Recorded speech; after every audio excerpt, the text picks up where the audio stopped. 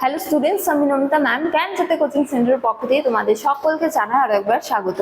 তো স্টুডেন্টস, আজকের ক্লাসে আমরা যে বিষয় নিয়ে আলোচনা করব তা হলো হরপ্পা সভ্যতার পতনের কারণগুলি নিয়ে। তো চলো দেরি না করে আমরা আজকের আলোচনা শুরু করি। আচ্ছা, তো আলোচনা শুরু করার পূর্বে তোমার একটা ছোট্ট ইনফরমেশন দিয়ে রাখি যে তোমরা যারা যারা ভাবছো তোমরা এই সেমিস্টারে আমাদের সাথে অনলাইনে যুক্ত হবে, তোমরা স্ক্রিনে দুটো নাম্বার দেখতে পাচ্ছ। এই দুটো নাম্বার হলো আমাদের জ্ঞান জ্যোতি কোচিং সেন্টারের অফিসিয়াল হেল্পলাইন নাম্বার। তো তোমরা এই দুটো নাম্বারের মধ্যে যে কোনো একটিতে যোগাযোগ করে আমাদের সাথে যুক্ত হতে পারো। এছাড়াও তোমাদেরকে একটু কোর্স ডিটেলসটাও বলে রাখি যে তোমাদের যাদের যাদের মেজর কোর্স রয়েছে তোমাদের জন্য যে কোর্স ফিটা রাখা হয়েছে সেটা রাখা হয়েছে 1299 টাকা। এছাড়া তোমাদের যাদের যাদের মাইনর কোর্স রয়েছে তোমাদের জন্য যে কোর্স ফিটা রাখা হয়েছে সেটা রাখা হয়েছে 699 টাকা। তো স্টুডেন্টস, এই ছিল ইনফরমেশন। এবারে আমরা আজকের আলোচনা শুরু করব। তো আলোচনার বিষয় প্রথমেই বললাম যে হরপ্পা সভ্যতার পতনের কারণগুলি নিয়ে, ঠিক আছে।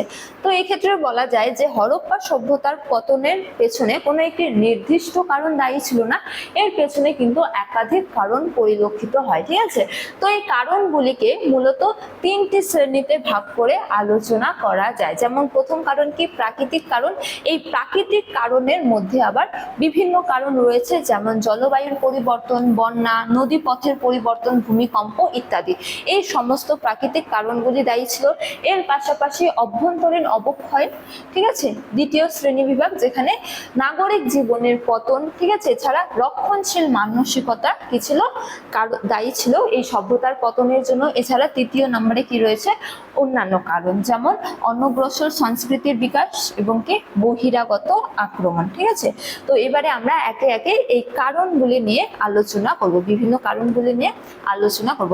তো দেখো, প্রথমতম রয়েছে প্রাকৃতিক কারণের মধ্যে জলবায়ুর পরিবর্তন ও কি মরুকরণ। তো এই ক্ষেত্রে বলা যায় যে বৃক্ষচ্ছেদন ও কি বনাঞ্চল ধ্বংস, যে ঘরবাড়ি নির্মাণ ও ইট পোড়ানোর জন্য কি হতো? প্রচুর পরিমাণে কাঠের প্রয়োজন হতো, ঠিক আছে। এবং এই কাঠের জন্য বা পর্যাপ্ত পরিমাণ কাঠের জন্য কি করা হয়েছিল? ব্যাপক পরিমাণে বৃক্ষচ্ছেদন করা হয়েছিল, ঠিক আছে। এবং এই বৃক্ষচ্ছেদনের ফলে স্যার মার্টিমার হুইলার বলেন যে এই বৃক্ষচ্ছেদনের ফলে বনশূন্য দেখা দেয়, ঠিক আছে, বা বন জঙ্গল পরিষ্কার হয়ে পড়ে, এবং যার ফলে কি হয়ে যায়? বৃষ্টিপাত উল্লেখযোগ্যভাবে কমে যায়, ঠিক আছে। এবং এই বৃষ্টিপাত কমে যাওয়ায় বা বলা যায় যে বৃক্ষহীন ভূমিতে এই বৃষ্টিপাত কমে যাওয়ায় পার্শ্ববর্তী থর মরুভূমির প্রভাবে কি হয়ে যায়?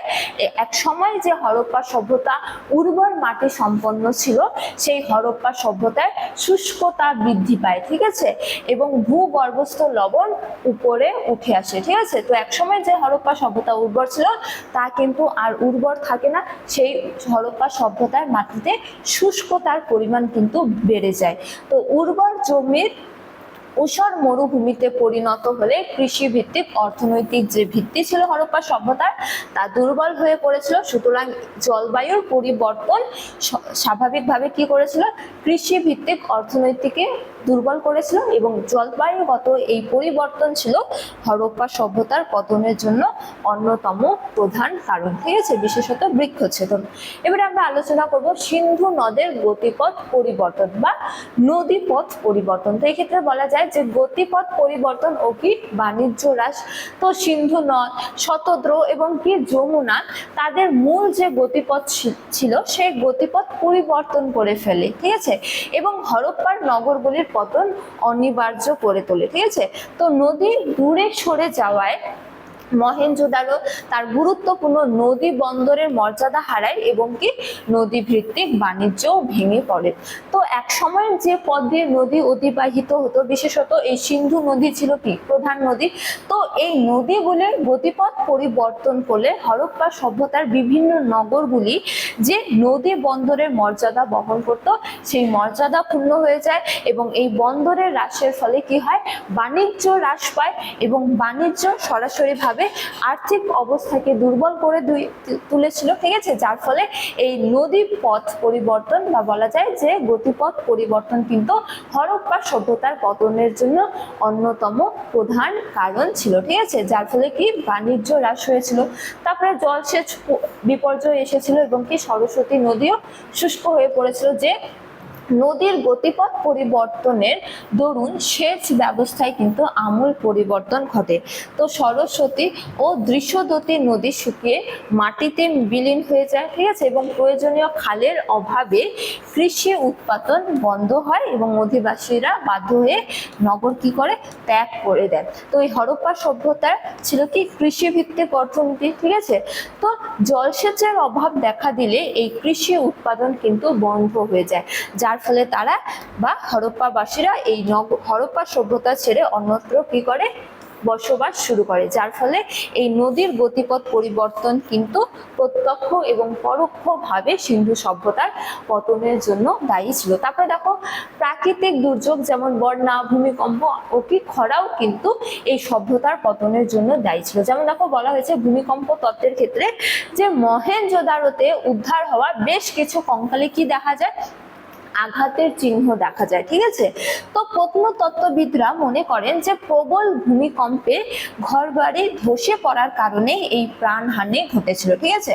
তো হরপ্পা সভ্যতায় একাধিক বা বলা যায় যে মহেঞ্জোদারোতে যে কঙ্কালগুলি আবিষ্কৃত হয়েছে তাদের কিন্তু শরীরে বা তাদের কঙ্কালে কি দেখা যায়, আঘাত দেখা যায়, ঠিক আছে। তো যা দেখে প্রত্নতত্ত্ববিদরা মনে করেন যে ভয়াবহ ভূমিকম্প হয়েছিল এবং ঘরবাড়ি ধসে পড়েছিল তাদের ওপর এবং এই প্রাণহানি ঘটেছিল, ঠিক আছে, যার ফলে হরপ্পা সভ্যতা কি হয়েছিল, পতন হয়েছিল। তারপরে বিধ্বংসী প্লাবন, যে ইতিহাসবিদ রাইকস এবং কি জর্জি ডেলস এস আর রাও মনে করেন যে সিন্ধু নদের ভয়াবহ প্লাবন শহরগুলিকে বারবার নিমজ্জিত করে তুলেছিল, ঠিক আছে, এবং পল্লী মাটিতে ঢেকে দিয়েছিল, যা হরপ্পা সভ্যতার পতনের কি করেছিল, পথ প্রশস্ত করেছিল, ঠিক আছে, যার ফলে পরবর্তীকালে বন্যাও দেখা দিয়েছিল। তো বন্যাঞ্চল ধ্বংসের ফলে টানা অনাবৃষ্টি হয় ও দীর্ঘস্থায়ী খরা দেখা দেয়, যার ফলে খাদ্যশস্য উৎপাদনের অভাব দেখা দেয় এবং অধিবাসীরা অন্যান্য উর্বর অঞ্চলের দিকে কি হয়, স্থানান্তরিত হয়, ঠিক আছে। তো এই সমস্ত প্রাকৃতিক কারণগুলি প্রত্যক্ষ ও পরোক্ষভাবে হরপ্পা সভ্যতার পতনের জন্য দায়ী ছিল, ঠিক আছে। এবারে আমরা আলোচনা করব অন্যতম কারণ, যে নাগরিক জীবনের অবক্ষয়, ঠিক আছে। তো এই ক্ষেত্রে বলা যায় যে নগর পরিকল্পনার পতন, যে হরপ্পার শেষ পর্বে কি দেখা যায়, উন্নত নাগরিক সংস্কৃতির স্পষ্ট অবনমন ঘটে, ঠিক আছে, বা বলা যায় যে অবসান ঘটে। উন্নত যে নগর পরিকল্পনা, সে নগর পরিকল্পনার নিদর্শন কিন্তু হরপ্পা সভ্যতার শেষ পর্যায়ে দেখা যায় না, ঠিক আছে। তো অধিবাসীরা এই সময়কালে অর্থাৎ শেষ পর্যায়ে কি শুরু করে, রাস্তাঘাট দখল করে বাড়ি বানাতে শুরু করে। তো প্রাথমিক পর্বে তারা কিন্তু কখনোই রাস্তাঘাট অবরোধ করে বাড়ি নির্মাণ করতো না, কিন্তু শেষ পর্বে অর্থাৎ হরপ্পা সভ্যতার শেষ পর্বে যে অধিবাসীরা ছিল তারা রাস্তাঘাট দখল করে ঘরবাড়ি নির্মাণ করতে শুরু করে এবং রাস্তা ও গলি যার ফলে কি হয়ে যায়, সরু সরু হয়ে আসে এবং পৌর যে নর্দমা পরিষ্কার রাখার যে প্রচলন ছিল সেই পরিষ্কার রাখাও বন্ধ হয়ে যায়, ঠিক আছে, হরপ্পা সভ্যতার শেষ পর্বে। তারপরে বড় অট্টালিকাগুলি বিভক্ত করে ছোট ছোট খুপড়ি কামরা তৈরি হতে থাকে, ঠিক আছে।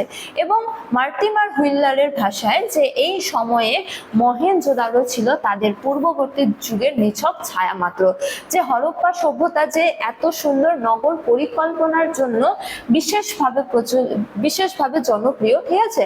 তো সেই হরপ্পা সভ্যতার শেষ পর্বে সেই নগর পরিকল্পনার অবসান ঘটেছিল, ঠিক আছে, যার ফলে এই সভ্যতার পতন ঘটেছিল বলে ঐতিহাসিকরা মনে করেন। যেমন ঐতিহাসিক মার্টিমার হুইলার বলেন যে মহেঞ্জোদারোর শেষ পর্ব কি ছিল, পূর্বের পর্যায়ে কেবল ছায়া মাত্র, ঠিক আছে। তো এখানে তেমন নগর পরিকল্পনা দেখা যায় না। এছাড়া রক্ষণশীল মানসিকতা হরপ্পা সভ্যতার মানুষদের, তো এক্ষেত্রে বলা হয়েছে যে পরিবর্তনে অনীহা ছিল তাদের। যেমন হরপ্পার অধিবাসীরা চরম উৎকর্ষে পৌঁছালেও তারা কিন্তু যুগ উপযোগী প্রযুক্তি বা পরিবর্তনের সাথে নিজেদের খাপ খাওয়াতে পারেনি, ঠিক আছে। তো সময়ের সাথে সাথে আমাদের যে পরিবর্তন করতে হয় সেই পরিবর্তনের যে চিন্তাধারা তাদের মধ্যে ছিল না, ঠিক আছে, অর্থাৎ তারা ছিল কি রক্ষণশীল। যেমন তারা অন্যান্য সভ্যতা থেকে শিক্ষা নিতে চাইতো না, যেমন মিশর বা সুমেরীয় সভ্যতার মতো তারা জলসেচের জন্য বড় খাল খনন করা কিংবা গাঙ্গেয় উপত্যকায় উর্বর কৃষির প্রসারে উদ্যোগ নেয়নি, ঠিক আছে। তো তারা আধুনিক যুগের সাথে সাথে বা বলা যায় যায় যে সময়ের সাথে সাথে পরিবর্তন করতে চাইতো না বা রক্ষণশীলতা ছিল, ঠিক আছে। তো কৃষি ও সামরিক প্রযুক্তিরও অনগ্রসরতা, যে কৃষি কাজে উন্নত ভারী লাঙ্গল, প্রতিরক্ষার জন্য উন্নত মানের ভারী অস্ত্র শস্ত্র উদ্ভাবনে তারা উদাসীন ছিল, ঠিক আছে। এছাড়া বিকল্প বাণিজ্য পথের অভাব, যে বৈদেশিক বাণিজ্য হ্রাস পাওয়ার পর কোনো বিকল্প অর্থনৈতিক যে পথ, সেই পথও তারা গড়ে তুলতে পারেনি। তো হরপ্পা সভ্যতার মানুষদের মধ্যে এই রক্ষণশীল মানসিকতা, যেমন তারা বিকল্প অর্থনৈতিক পথ গ্রহণ করতে চাইতো না, তারা উন্নত ভারী লাঙ্গল তৈরি করতে উদাসীন ছিল, এছাড়া প্রতিরক্ষার জন্য উন্নত মানের ভারী অস্ত্র শস্ত্র নির্মাণেও তারা উদাসীন ছিল, বড় খাল খনন করে কৃষিকাজ করতে তারা চাইতো না। তো এই ধরনের রক্ষণশীল মানসিকতা শেষ পর্যন্ত এই সভ্যতাকে কি করে, পতনের মুখে ঠেলে দেয় বলে ঐতিহাসিকরা মনে করেন, ঠিক আছে। তারপরে দেখো প্রত্নতাত্ত্বিক কালক্রম ও প্রমাণের ক্ষেত্রে বলা যায় যে প্রত্নতাত্ত্বিক স্তরের বিশ্লেষণে দেখা যায় যে হরপ্পা সভ্যতার পতন একদিনে কিংবা আকস্মিকভাবে ঘটেনি, ঠিক আছে।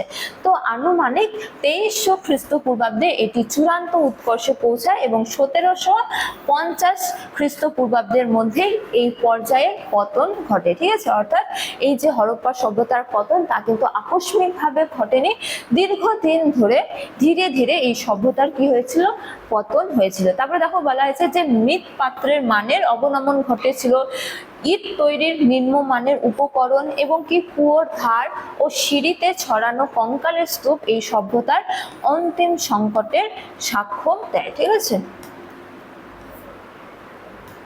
তারপরে এই সভ্যতার পতনের জন্য অন্যতম তৃতীয় শ্রেণীর কারণ কি ছিল, বহিরাক্রম ও কি অনগ্রসর সাংস্কৃতিক প্রভাব। যেমন দেখো এই সভ্যতার অন্যতম গুরুত্বপূর্ণ কারণ হিসেবে প্রত্নতাত্ত্বিকরা বলেন যে অনগ্রসর সংস্কৃতির অনুপ্রবেশ। যেমন জনসংখ্যা বৃদ্ধির দরুন পরিবারগুলি কি হয়েছিল, ছোট খুপরিতে বিভক্ত হতে শুরু করে, ঠিক আছে। এছাড়া পার্শ্ববর্তী গ্রাম ও অনগ্রসর অঞ্চলের বর্বর সংস্কৃতি নগরে প্রবেশ করলে হরপ্পার উন্নত যে নাগরিক সংস্কৃতি ধীরে ধীরে জীর্ণ হয়ে বিলীন হয়ে পড়েছিল, ঠিক আছে।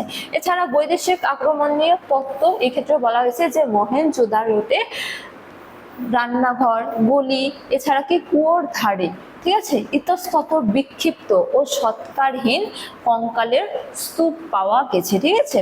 তো হুইলার সহ অনেক পণ্ডিত মনে করেন যে দুর্বল হরপ্পাকে বহিরাগত, ঠিক আছে, সম্ভবত আর্যরা আক্রমণ করে চূড়ান্ত পতন ঘটায়।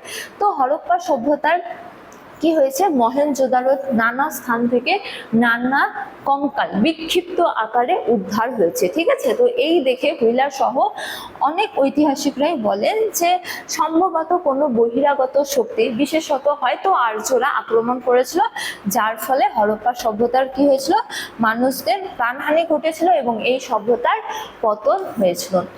তো পরিশেষে বলা যায় এই যে হরপ্পা সভ্যতা, এই হরপ্পা সভ্যতার অবলুপ্তির পেছনে কিন্তু কোনো একক কারণ দায়ী ছিল না, ঠিক আছে, বরং প্রাকৃতিক বিপর্যয়, তারপরে আভ্যন্তরীণ অবক্ষয়, যেমন তারা রক্ষণশীল ছিল, এছাড়া বহিরাগত চাপ অর্থাৎ বহিরাগত শক্তিদের আক্রমণ, এই সম্মিলিত ফলেই এই সভ্যতার কি হয়েছিল, পতন ঘটেছিল। তো স্টুডেন্টস, এই ছিল আজকের আলোচনার বিষয়। আজকের আলোচনার ক্লাস সাথেই তোমাদের সাথে দেখা হবে পরবর্তী ক্লাসে। তখন তোমরা সকলেই ভালো থাকো, সুস্থ থাকো। Thank you.